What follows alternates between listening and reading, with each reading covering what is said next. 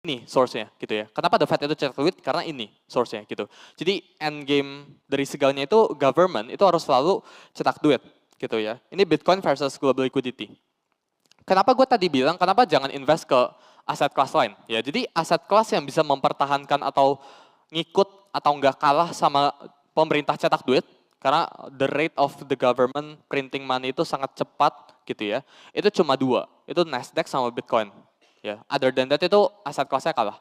Nasdaq itu tech stocks di US gitu ya. Kenapa jangan atau hindari buat invest ke Nasdaq gitu ya? Gue kurangin exposure-nya karena pajaknya masih 35%. Ya buat teman-teman yang punya size capital di atas profit itu 5M ke atas, itu bahkan dikenain 35% pajaknya. Progresif ke atas. Gitu. Itu kenapa gue pribadi nggak ada allocation ke US stocks gitu. Atau saham di luar Indo lah gitu ya.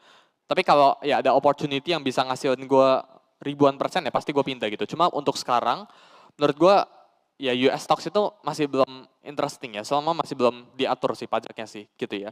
Ini Bitcoin versus global liquidity ya. Kita lihat pergerakannya itu one to one. Memang nggak selalu.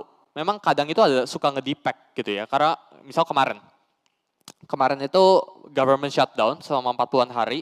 Bitcoin sama global liquidity itu nge-depack. M2-nya itu kayak naik ke atas sendiri, Bitcoin tuh lari di tempat gitu, bahkan turun gitu. Itu kenapa gara-gara ada government shutdown. Gue udah bilang kalau market crypto itu liquidity sensitif, sangat sensitif sama likuiditas. Ya, jadi ketika liquidity ditarik gitu ya dari satu tempat, ya maka bearish gitu ya buat crypto market. Itu sensitif banget, karena aset kelasnya itu masih baru. Belum nyampe 2 dekade gitu ya.